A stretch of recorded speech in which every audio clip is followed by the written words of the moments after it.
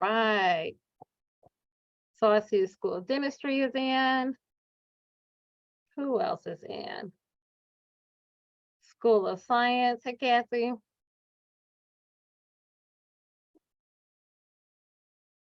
Kelly's here.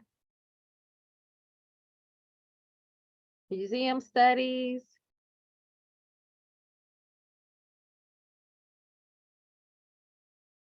Library and Information Science, Clinical Psychs here. Kelly MBA. Informatics. Physical Therapy. I see y'all. Health and Human Sciences. Thanks everyone for coming and joining us today. So we'll be talking about financial aid resources. Public health is here. So feel free to drop in, let people know where you are coming to us from, or at least what school you are with. Megan, I see you. Social work is here. Great. Awesome to see everybody today, or to not see you, but know you're in the space. So I'm going to get started by sharing with you a few resources that you may or may not be familiar with from the graduate office. And then we'll turn it over to Angelina McDonald, who is our very special consultant with financial aid. And she is the person that if you have ever emailed gradaid@iupui.edu, and I'm putting that in the chat, she is likely the person who has responded to your request or to your questions. Okay, so I want to keep that in mind and let everybody know that it goes to a real person, right? It's not an automated anything. So you can ask real questions to a real person at gradaid@iupui.edu. We suggest that over the general financial aid folks and general financial aid consultants, really, because Angelina knows grad school and grad studies and what funding is available to graduate students. All right, so I'm going to share my screen really quickly and share with you all some resources that you may or may not have already seen or heard of that will be coming from the graduate office. All right, so if you are not familiar with this page, I would definitely say bookmark this page. This is our graduate office website, okay? So I'm gonna drop this in the chat as well so that you guys can bookmark it and have it right there for you. So what I'll tell you is that on this page, there are a couple of places where you can find information about financial aid. One of them is under admissions, and you see financial support right here. That drop down will also give you information about fellowships and awards, travel fellowships, student loans, and tax information. So yep, you have to pay your taxes too, y'all. Okay, so keep that in mind, and I'll share that page a little bit later. And then under student life and support, you'll find another tag here that says research funding, and you can click on that as well, okay? So when I clicked on that research funding button, it shares with me that I can visit financial support and I can search for awards. So the first thing I'm gonna do is I'm gonna go ahead and visit financial support, all right? And I actually already have the page up. It mentions really clearly that I can email grad aid for some financial aid advice, and that gets sent to Angelina, and she usually responds within 48 hours. So just send her whatever note or whatever questions you may have, okay? This also mentions some student academic appointments, and this may be where you have a teaching assistantship, a research assistantship, or a graduate assistantship, okay? Those are usually handled through the individual school or program, so they're not really handled by us, okay? But you can also find some opportunities in the IU classifieds, the JAG jobs, which is now Handshake, and I can show you guys that site as well. so that you can have a few more resources there as well. Okay. And then definitely contact your graduate program. Okay. If you're a military personnel, definitely reach out to our Office for Veterans and Military Personnel. So I'm going to take you to a couple of these so you will become familiar with those sites. This one is on fellowships and awards. Okay. So with fellowships and awards, it has a number of internal fellowships listed here. With a lot of the internal fellowships, you will need to be nominated by your school or department. Now, you can definitely take a look at these sites. And again, I can drop a couple of these chats or these links in the chat. And I'll do that once Angelina gets started a little bit. But if you fit into any of these categories, leadership and service, research, you can click on one of these drop downs and you'll see that funding opportunity. Okay. And some of these are pretty good funding opportunities, but a lot of them you would have to be nominated by your department. So how do you say, hey, department, I would like to be nominated for this award? You can do it just like that. You could say, hey, I found this award on the website for the graduate office. I think I would be a great nominee for it. Here are my qualifications. And you can request to be nominated. Now, doesn't mean they have to nominate you, but you can make the request on your own behalf, okay? So there are some here listed for research as well. So take a look. Some of them are smaller awards, some of them are larger awards, but make sure that you take a look at these opportunities as well. Diversity fellowships, there are a number of diversity fellowships that are available to students. So definitely take a look at those as well. Some are more geared towards recruitment, and there are others that are geared towards your dissertation. So how many of you knew that we have a diversity award just for folks who are going through their dissertation year? If you did not know that, we do, and you can find more information there. And then we have some that are for career development, for merit and achievement. We have an instructor award. So if you're acting as a TA, you may want to check that out as well. And then we have some that are discipline specific. The other thing I want to show you on this page is our list of external fellowships and awards.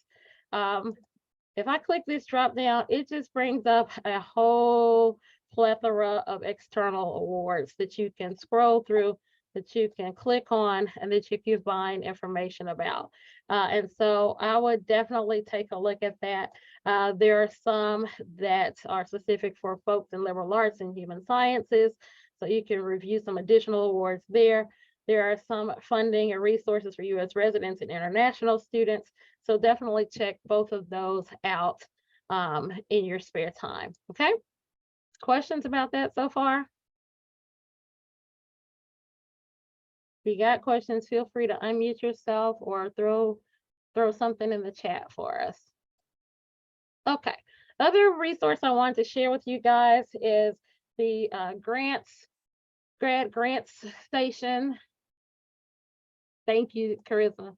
It's a grad grants through IU Bloomington. On their site, they actually have another site that has a lot of databases.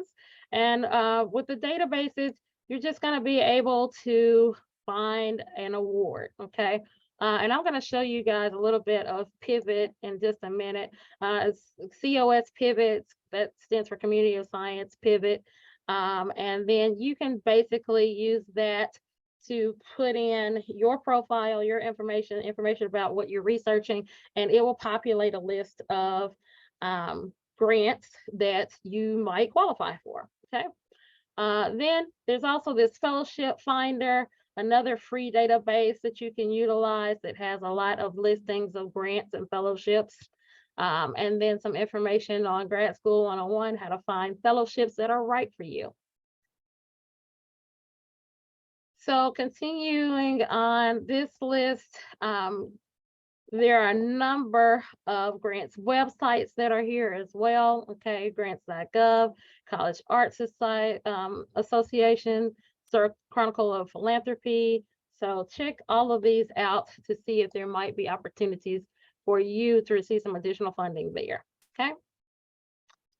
I'm going to also take you to 1IU for two reasons. One reason is that probably folks have never looked into 1IU for scholarships.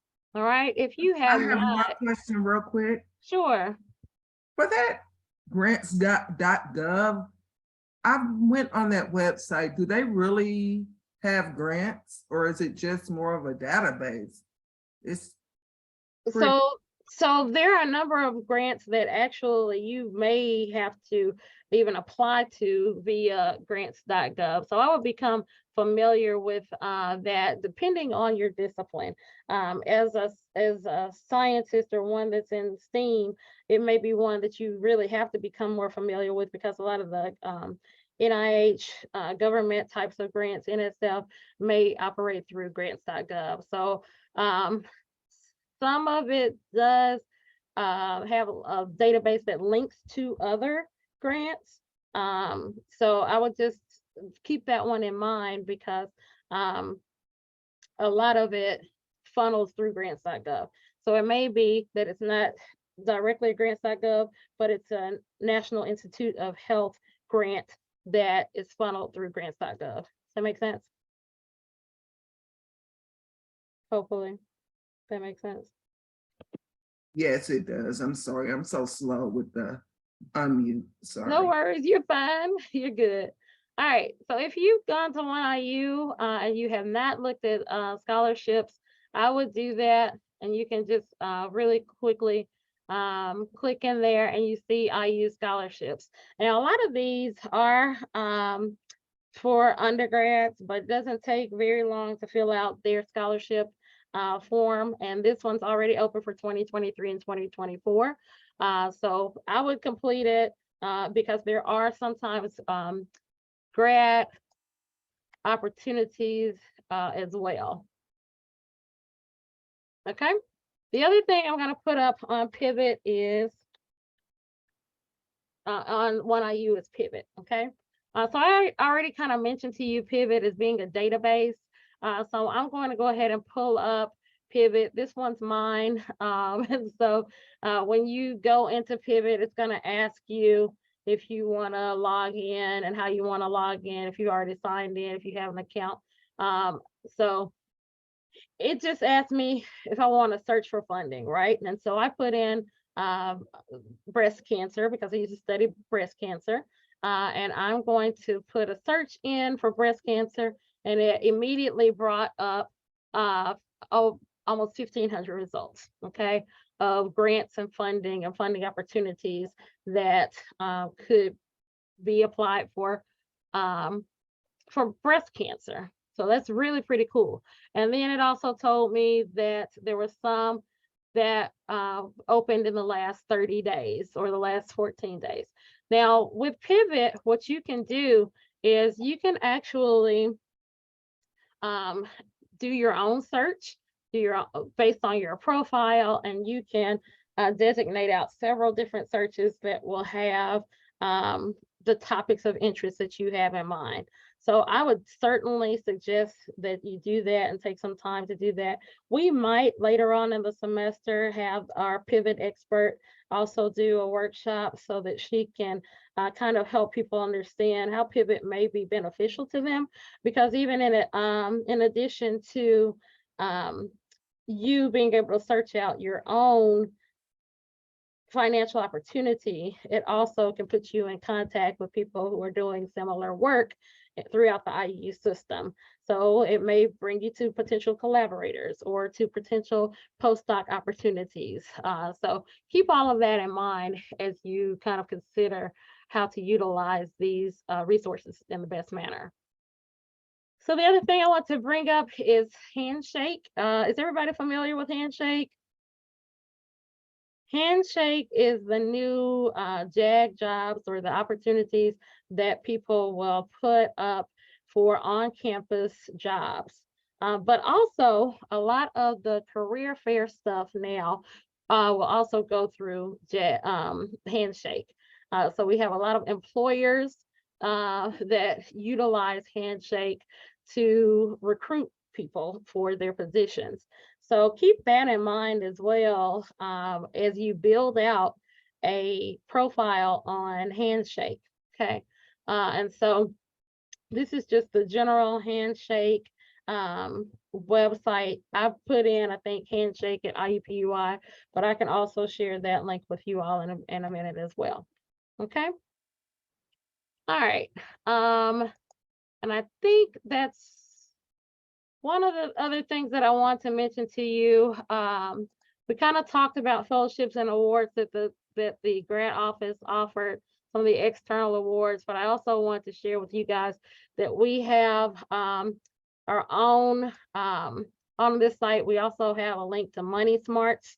And so the Money Smarts folks are out of Bloomington. So definitely take advantage of them. You can set up a meeting, a consultation with them via Zoom, and they can help you with steps to financial literacy and financial freedom. So I would definitely take some time to reach out to them and to gather some information from them as a resource. Also, there's a link here for emergency funding. So if you are having some issues, then you can apply for assistance through the emergency funding link as well. Okay, and all of that is under our financial aid from financial support. Okay. I did want to let folks know that we also have our own travel fellowship through the graduate office. Let's see if it'll bring it up. Here we go. Travel fellowship. It is a reimbursement travel fellowship, but it's for up to $1,000 if you are presenting at a conference and if you are full-time. Okay. You can put this with some money that may come from your PI or from your school. And we usually do ask if there's sort of a match donation or that your school puts up some funds as well. So keep that in mind as you apply for this. And also our GPSG, which is linked here, offers graduate and professional education grants in the amount of about $500. Their travel grants as well. So you can find the application for those on the spot. Okay, the spot, not this spot. All right, questions you guys might have? I know that was a lot to review really quickly, and I'll put the links for those in the chat. Any questions?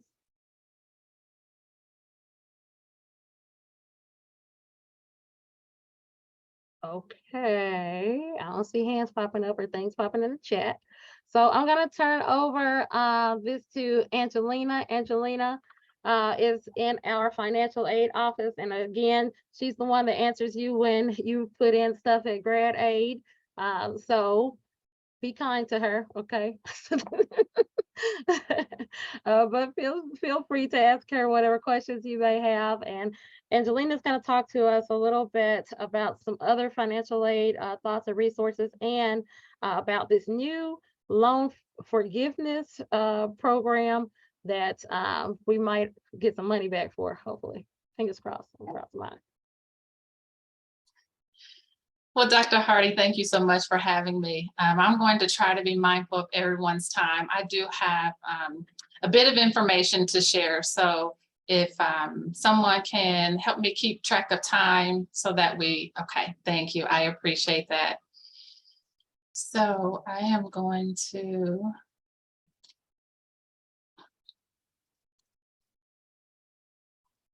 share my screen.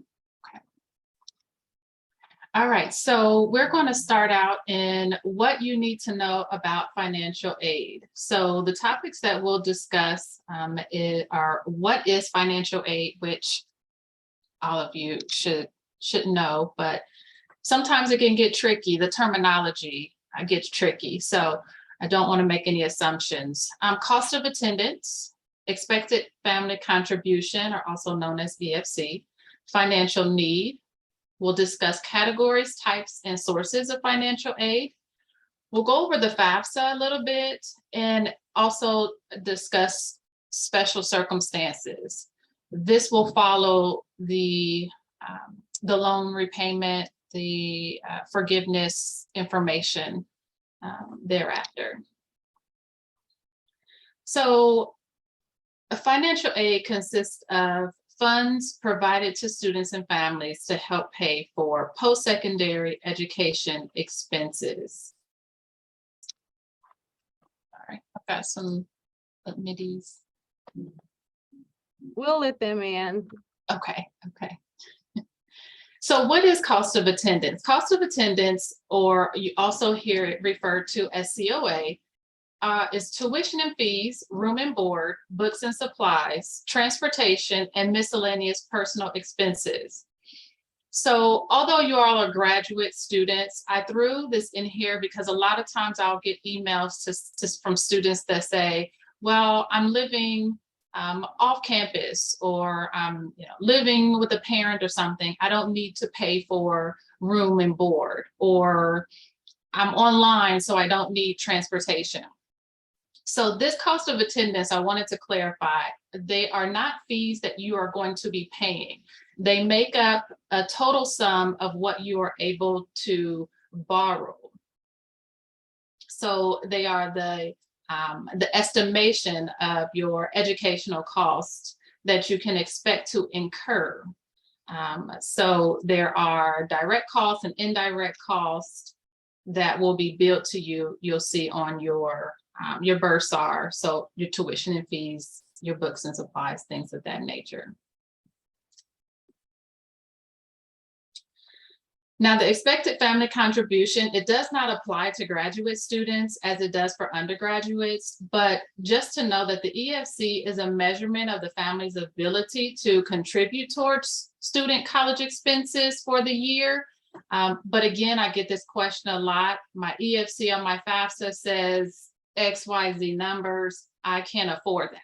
It is not what you're going to be paying for your college. So please keep that in mind when you see that number. So financial need is the cost of attendance minus your expected family contribution. That is what your financial need is. So the difference is the financial need will vary based on your cost of attendance. So that will be how many credits you're enrolled in, the college will vary, the program cost will vary. The financial need determines how much and what type of aid that you're able to receive. And then if your college is not, or colleges sometimes may not be able to offer enough student aid to meet the student's total financial, our college may not be able to offer enough financial aid to meet your total need. So then that's when you'll go to resources externally. So I have in here scholarship information external resources that you can tap into. So categories of financial aid are need-based. So to receive need-based financial aid, a student must demonstrate that he or she needs the money to attend a college. The demonstration is sought through the analysis of financial aid, so through your FAFSA. Non-need-based aid, to receive that, the student does not have to demonstrate that he or she needs the money to attend college. Sometimes it's offered based on the student's ability, talent, merit, ethnic heritage, things of that nature. So there are two types of financial aid: self-help aid and gift aid. So gift aid is money that does not have to be repaid back. So that is by way of scholarships and grants. And then self-help aid are by way of your loans and employment, i.e. work study. So again, scholarships are money that do not have to be repaid and can be based on merit. So good grades or skill, athletics, or even unique characteristics. I've included some information in here regarding scholarships. So we do offer admission-based scholarships. Now, a lot of you, you're coming from a multitude of different programs. So your individual program at the time that you apply to that program would have notified you of any admissions-based scholarships that you would have been eligible for. There are also institutional scholarships. So these are completed by way of the general scholarship application that you may have come in contact with through the one.iu. If you type scholarship in the search engine, the tab will come up and give you the opportunity to get to the application. Sometimes institutional scholarships will require additional information or even essays. So please keep that in mind. And then again, as I promised earlier, here are some outside scholarship information websites to help meet that financial need.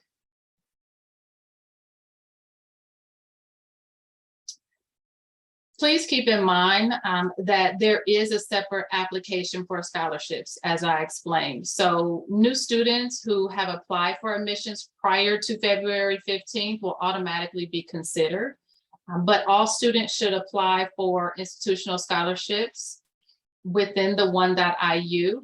This normally opens September 1st, so it is currently open. And we always encourage you to see if scholarships are available through your employer, places that you've volunteered, community foundations, high school alumni associations, your churches, things of that nature.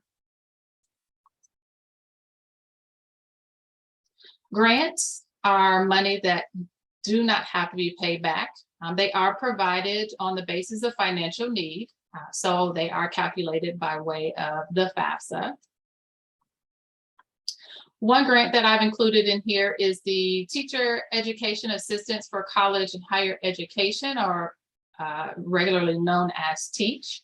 So to apply for this, you will complete the FAFSA.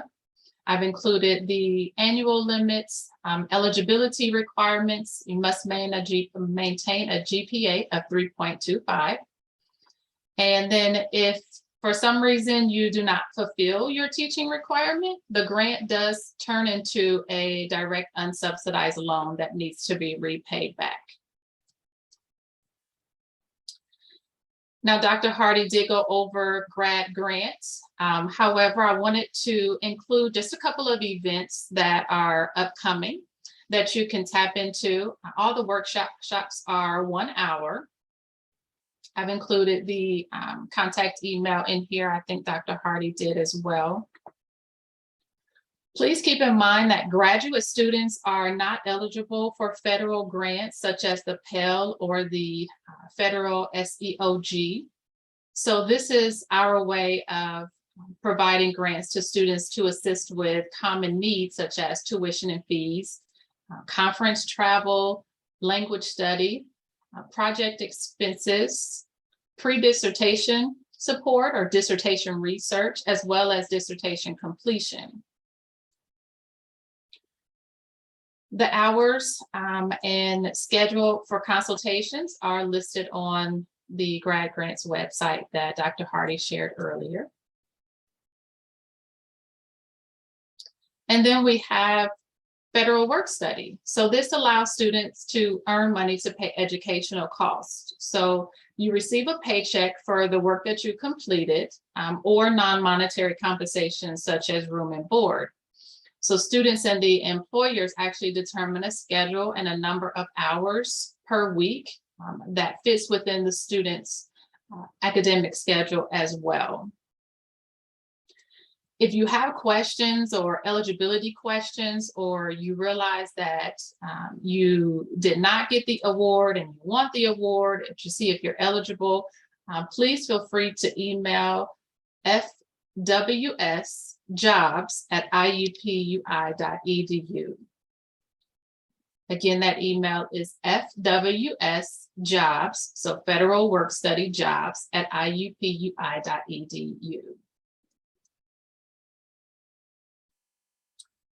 Next, we have loans. Loans are money that students or parents borrow to pay college expenses. And we want to look at loans as an investment in our future. Students may opt to only borrow what is needed for their expenses, which often you could be offered more than what you need. Again, that will be moving into the cost of attendance. And then repayment usually begins after your education is finished for the federal unsubsidized and federal Grad Plus loans. The federal direct unsubsidized loan, the annual maximum amount is $20,500. The interest rate right now is 6.54 with a 1.057% loan origination fee. I wanted to include this because when students are accepting their loan awards, they will often accept exactly what they need in whole dollars, meaning if their bursar bill is $5,250.10, they'll try to borrow that amount. What happens is the loan origination fee will come out of the disbursement, meaning when the funds are sent to the school, the origination fee comes out, and then the amount that is actually applied to their bursar bill is short. So you always want to make sure you factor in the loan origination fee. In addition to that, I mentioned the bursar bill being $5,000 and some change. The system will not allow you to accept decimals, only whole dollars. So please keep that in mind when you go to accept your loan awards. As long as you're enrolled in at least 4 credit hours, which is considered half time as a graduate student, your payments are deferred.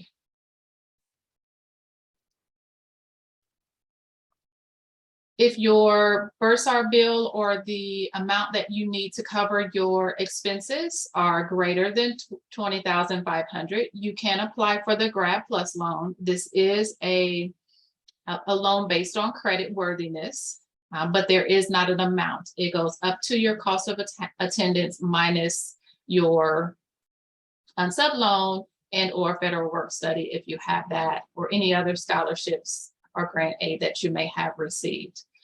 The current interest rate for the Grad Plus loan is 7.54 with an origination fee of 4.228. Being that this is a federal loan, as long as you are enrolled in at least 4 credit hours, this too is also deferred while you are enrolled. Last but not least, as it relates to loans, is the private student loan. So there is not an annual amount. Again, it is up to the cost of attendance minus your other aid.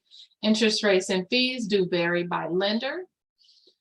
So you want to make note, whomever you decide to take your loan through, make sure that you understand their loan policy, their borrower rights and responsibilities, because those vary and are not associated with the institution. So sources of financial aid: federal government, your college, we've explained those. We've shared private resources, as well as your employer is always a resource also that you can tap into. Federal direct loans, federal Grad Plus loans are the larger loan that is mostly utilized by students. I've included, again, just to reiterate, the Teach Grant, the federal work study, direct loans, and then the federal plus loan. Your college, the aid it provided on the basis of both merit and need, which we discussed. Gift aid, self-help aid, we discussed. FAFSA. Keep in mind when you're applying for aid, including scholarships, make note of deadlines and application requirements, because those can vary by your school, individual school, as well as the individual fund source itself. Again, private resources, please tap into foundations that you are associated with, businesses, churches, charitable organizations. Again, keep in mind deadlines, application procedures vary. And because of private resources may take time to process depending on how they do that, start that early to give us time, the bursar office, to get those processed. Again, employers have scholarships available to their employees to assist themselves as well as their children. Tapping a little bit into the free application for federal student aid, or FAFSA as we know it.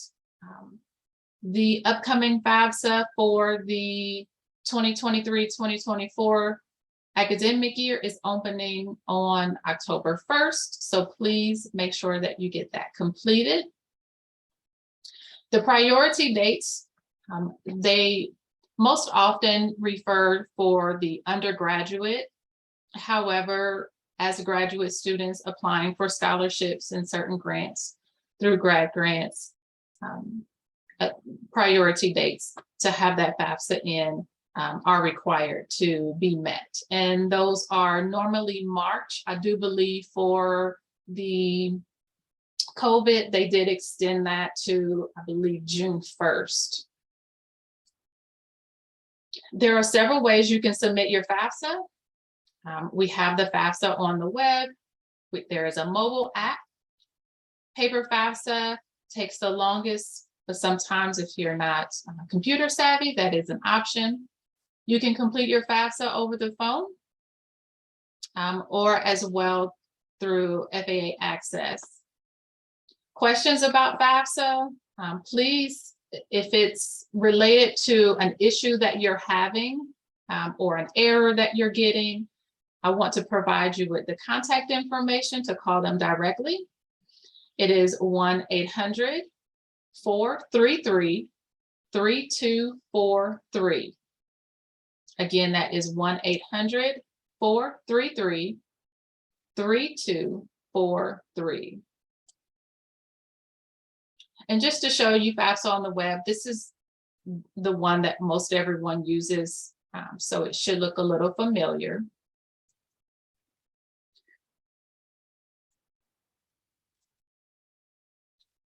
This is just showing you with the mobile device, you have the ability to begin, complete, save, and submit your FAFSA. You do get a confirmation of your submission as well as your estimated EFC calculation. Another thing I want to point out as it relates to the FAFSA or the data retrieval tool, sometimes when you are completing your FAFSA, you get an error or you're not able to use the IRS data retrieval tool. And your FAFSA may be selected for a verification where you have to submit tax information or something of that nature. These are a few reasons why you're not able to use the IRS data retrieval tool. So if you get to that point, don't be alarmed if it doesn't pop up or if you get an error. These are just some frequent FAFSA errors that happen when students apply. And the processing for the FAFSA, once you submit that with our school code 001813. Again, our school code is 001813. That FAFSA based on that school code will go to both you and us, the institution, to process that. And that normally takes about 5 to 7 business days. Please keep in mind that if you are applying and you've submitted your FAFSA, so say October 1st comes and you've submitted your FAFSA, that is for the 23-24 fall year. So our office will not start processing those FAFSAs until May and June of next year. So don't be alarmed if you don't hear anything. We do reach out around that time to everyone who has a FAFSA on file. So if you get into that time frame and you have not heard from our office, then that will be a time to reach out. You will get an email notification that your student aid report, it has been processed. So that's basically after you submit the FAFSA and it's processed, we call it a student aid report.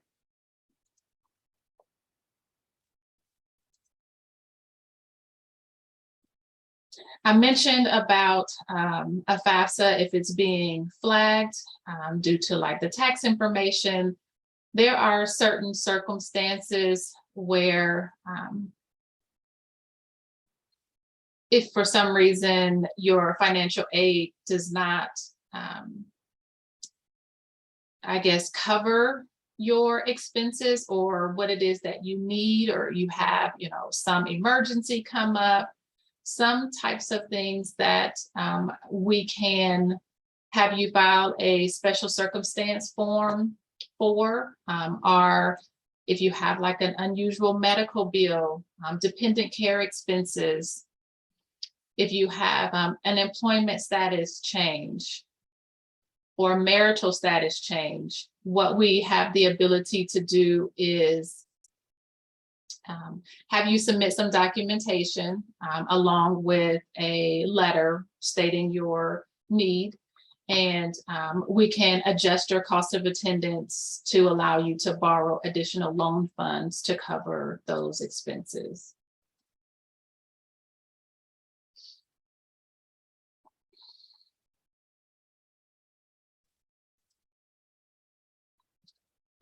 All right, Dr. Hardy, how are we on time? About 15 minutes left. I put it in your direct chat. Okay. Okay, so jumping into loan repayment. So this is something that has just come out about 2 weeks ago as it relates to the Biden-Harris administration student debt relief plan. So this is a 3-part plan. The first plan denoted a final extension of the student loan repayment pause through December 31st, with payments resuming January 23rd. Please note that this extension will occur automatically. So there's nothing that you need to do to apply for that.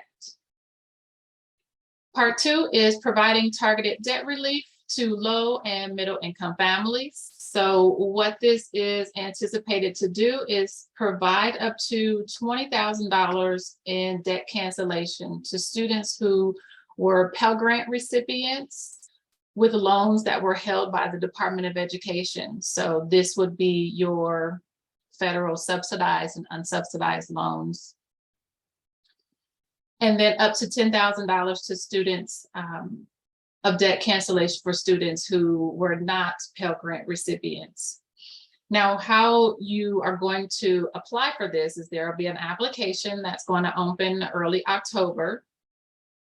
And there is going to be, I put the actual link in here. So what I may do is just send this to you, Dr. Hardy, so students can click directly on that. There are income limitations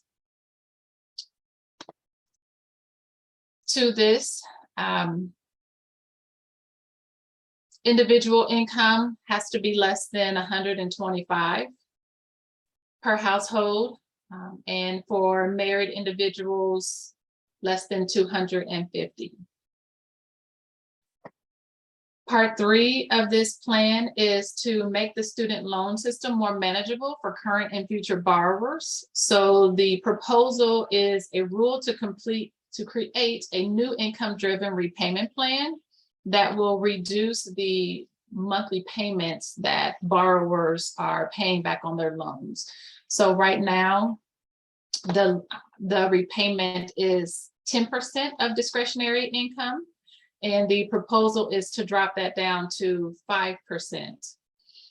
Another proposal is that as long as you're making your monthly payments, that interest will not accrue. So those are several great points. Now, these are changing daily. We get new information. As it's been changing, it's been definitely in favor of borrowers. So I know we are all crossing fingers that this goes through well. Another program that has been going on since last year that's coming to a close is the time limited public service loan forgiveness. So those of you on the meeting who are working in public service loan forgiveness, currently we have until October 31st, where borrowers may receive credit for payments that did not previously qualify for the public service loan forgiveness or the temporary extension or temporary extended public service loan forgiveness. So you will apply for this at studentaid.gov. We'll complete the form. Your employer will certify it. Qualifying for the public service loan forgiveness, you will have to be employed by a U.S. federal, state, local, or tribal government or not-for-profit organization. You'll work full-time, which is considered about 30 hours per week, and have direct loans. You will need to consolidate these if you have a Parent Plus loan or loans that are not under the direct loan program, as well as have made 120 qualifying payments. One thing that they are changing with the time limited is the 120 qualifying payments. They are considering, initially they needed to be on time and consecutive in order. Now it's anytime, any payment that you made, even if it wasn't the full payment amount. And there's a lot more information. I put a link in here as well to give you some more details. For the sake of time and allowing questions to be asked, I will go ahead and just make note of where you submit the form. This process has been a little confusing. If MOHELA is not already your loan servicer, this is who you will submit your form to. This is the information here.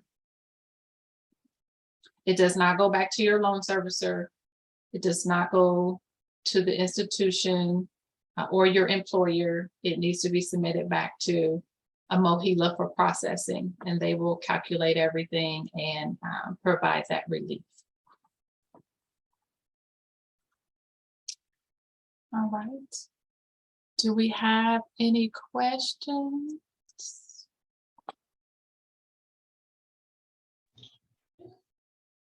We had a question about getting the PowerPoint. I'm sure Angelina wouldn't mind sharing it. Absolutely.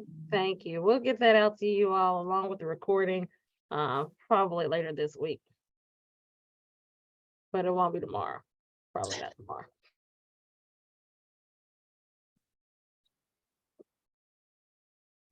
Other questions?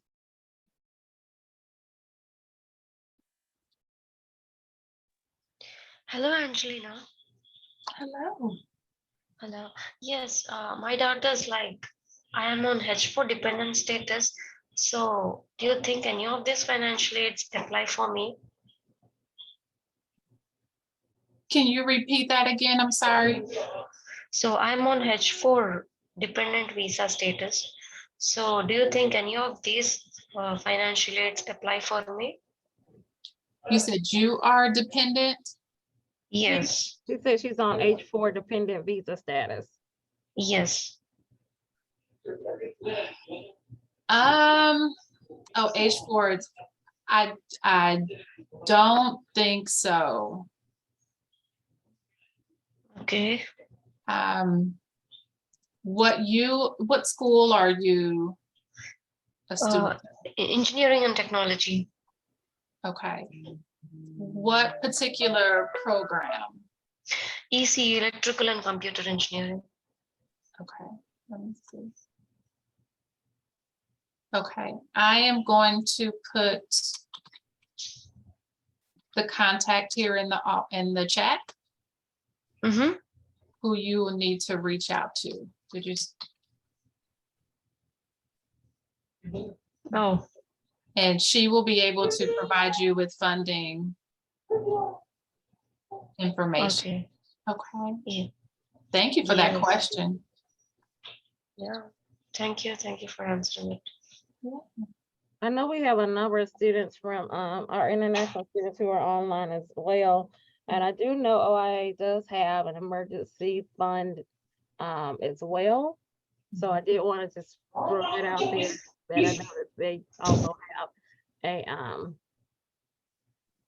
a emergency fund. And Parth, I see this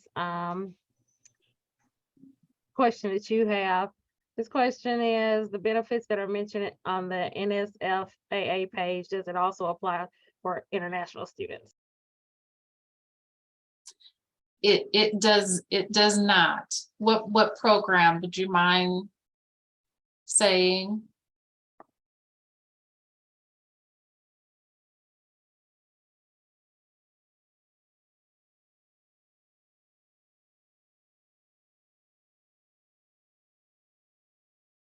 He's typing. Work study award. No. That's the question you're asking about, work study? Yes, okay, no. Yeah, I think with our international students, the best bet is likely to go through Handshake and to see what opportunities are open there. Because a lot of them will state that they want people that have visa status or what they're open to citizenship wise. Mhm. So definitely take a look at Handshake for opportunities to work on campus. And we had a question, I didn't understand well, the benefit to graduate students apply to FAFSA. Can you reiterate? the So I think question? one narrative has been that grad students don't have to apply for FAFSA or should not apply for FAFSA because they don't, usually get any money. So that might be maybe what they're What are they referring. referring to? Yeah. But Mauro, if you want to unmute, you can share with us what you were thinking too.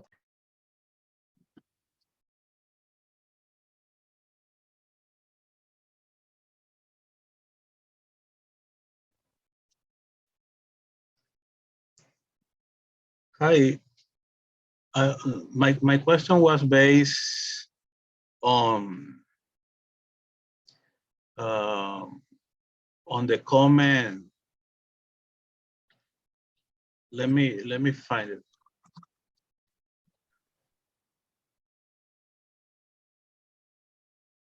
Okay, on the comment at 4:43 in the chat, 4:43 p.m. 443. where it says grad students should complete their FAFSA. Okay, yes.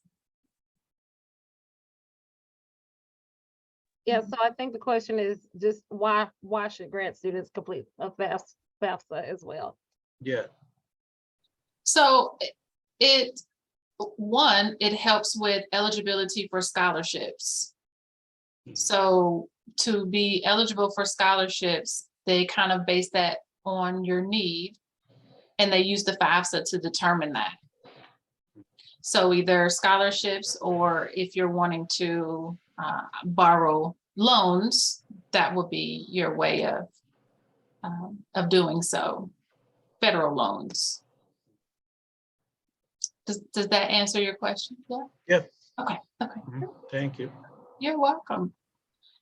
I saw a question about, will the loan forgiveness apply to loans taken out in the future, or is it a one-time only program? So it applies to loans taken out prior to June 30th of this year. So anything borrowed July 1st into the future will not be considered.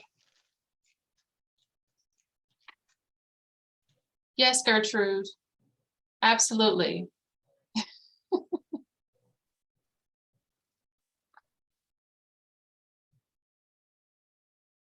If you have one more burning question, we could take it.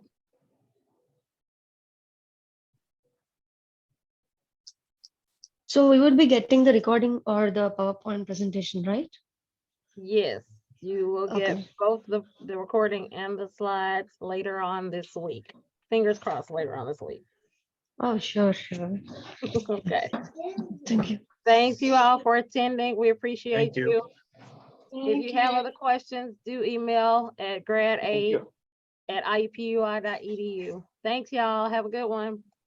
Bye. Bye. Thank you.